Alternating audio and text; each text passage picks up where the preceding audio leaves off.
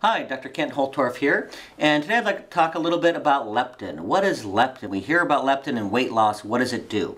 Well, leptin goes up when you gain weight and should go back and tell the brain to stop storing energy, that you have enough weight gain. When this was discovered about 30 years ago, they gave leptin to rats and they all lost weight. New miracle hormone. But when they tried it for humans, it didn't work. So what's going on?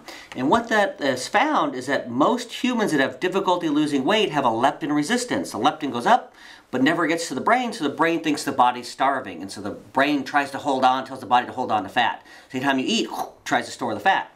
So there are actually medications that once you diagnose leptin resistance, which you diagnose if your leptin level is above 12, which you should ask your doctor to do, medications to reduce that leptin resistance. And interestingly as well, leptin's needed to secrete thyroid stimulating hormone. So if your leptin level is above 12, now your thyroid tests are inaccurate. So when someone says your thyroid's normal, you better check your leptin as well, and if it's above 12, they can't use a standard blood test. So go ahead and get your leptin level checked and find a doctor that can really treat the leptin and get down to the heart of why you can't lose weight. One thing we also do at our center here is we look at things a little different.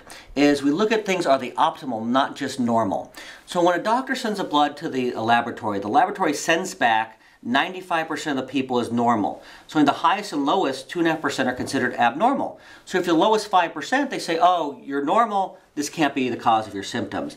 But it very well can be. So going from low normal to high normal, often your symptoms are relieved and you feel so much better, reduce risk for disease as well. So one thing to look at is you want to find a doctor that looks at optimal, not just normal. Is not just reading the blood work and looking for what's high or low, but really knows and understands what our optimal range is. And that's a big key to having a successful program and feeling better.